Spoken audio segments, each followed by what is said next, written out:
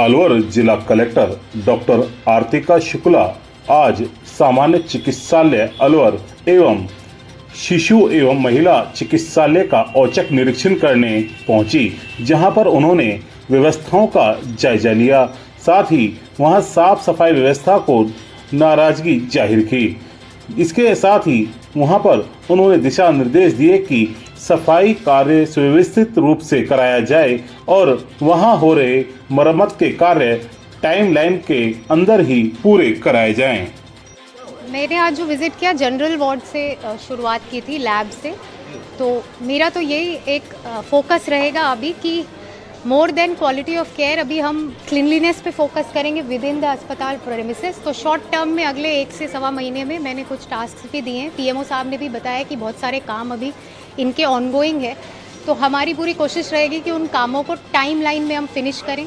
Complete biomedical waste rules का completely 100% पूरे DH में उसकी पालना की जाए।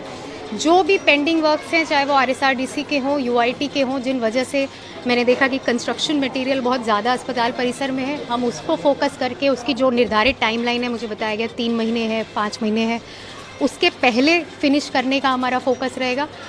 जो और चीज़ें थी, जैसे मैंने यहाँ विज़िट की जनाना और आपका पीडियाट्रिक वार्ड, तो यहाँ पे एक जनरल क्लीनलीनेस काफ़ी बेटर मिली है मुझे, और मैं अप्रिशिएट भी करना चाहूँगी मदर मिल्क बैंक और ये सारी चीज़ें यहाँ पे बायोमेडिकल वेस्ट रूल्स का बहुत अच्छा इन्होंने फॉलो भी किया है। मुझे एक और फोकस की चीज़ लगी है, क्योंकि ये डीएच है और यहाँ डेली 3000 के लगभग की ओपीडी है, we have to focus on queue management system, जिससे कि लोग जो आते हैं वो ऐसे तितर बितर ना रहे, उनको एक टाइमिंग हो। तो उस पर मैं अपनी आईटी टीम के साथ कुछ वी विल प्लान कि कैसे इसको बेटर कर सकते हैं, एम्स और जयपुर के बड़े अस्पतालों की तर्ज पे।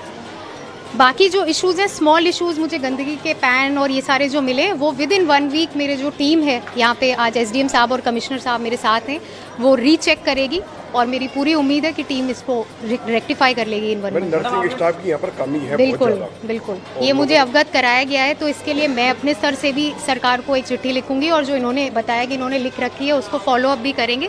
पर जो एग्जिस्टिंग नर्सिंग स्टाफ है उसने भी बहुत कुछ जगहों पे बहुत अच्छा मैनेज किया है, कुछ पे पुअर किया है। तो मेरी कोशिश रहेगी कि इनकी इंटर ट्रेनिंग हो और ये जो अच्छे अपने नर्सिंग स्टाफ हैं वो पूरे नर्सिंग स्टाफ को, मैंने इनको अभी निर्देश भी दिए कि इनका एक ट्रेनिंग और ओरिएंटेशन कराएं, ताकि विद इन 1 मंथ हमें चेंजेस मिले इसी स्टाफ से, भले ज़्यादा ना भी मिले तो भी। मैडम, आपने टाइम पीरियड की बात की, जिस छत के नीचे खड़े होकर हम बिल्कुल कर रहे हैं, उसी की छत की हालत 6 महीने पूर्व भी ऐसी थी, आज भी है। तो अब हम इसको टेकअप करेंगे। इसका अभी किसी एजेंसी ने काम लिया नहीं है, ऐसा मुझे बताया गया। I will go through the records और मेरी डीएचएस इसी हफ्ते है, उसमें मैं इसको लेके बिल्कुल टाइमलाइन निर्धारित करूँगी। आप सफाई व्यवस्था को लेकर इतना अच्छा प्रयास कर रहे हैं, अस्पताल में भी देखा कि आपने सफाई कर दी गई, लेकिन जिस तरह गुटके के तमाम दाग देखे आपने, उसका हम एक प्लान बनाएंगे। बाहर दिख रहे हैं, बिल्कुल रोक नहीं है। बिल्कुल, उसका हम एक परिसर के अंदर का भी प्लान बनाएंगे। जैसे कई जगह वाइट वॉश की ज़रूरत है, जिसके लिए एजेंसीज़ का वेट करते हैं, ऐसा नहीं है। मैं कोशिश करूँगी कि आरएमआरएस जो अपनी इंटरनल एजेंसी है,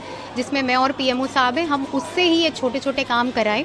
और जो निषेध है, जो सरकार की गाइडलाइन ही है कि हॉस्पिटल और स्कूल्स के आसपास गुटखा और ऐसी चीज़ें नहीं बेचनी, उसकी कड़ाई से पालना शुरुआत करेंगे उसकी करने की। शहर में जोन वाइज जिस तरह से आपने कहीं मॉनिटरिंग का प्रयास किया, सार्थक परिणाम आ रहे हैं, लेकिन कुछ अधिकारी अब भी ऐसा लग रहा है कि जाने में कतरा रहे हैं। नहीं, सारी टीम बहुत एक्टिव है और जो नहीं जा पाए हैं वो अब कमिंग वीक में जाएंगे। सैटरडे हमारा फर्स्ट प्रयास था, कुछ लोग सैटरडे को और कामों में अगर व्यस्त थे तो वो मंडे चले जाएंगे।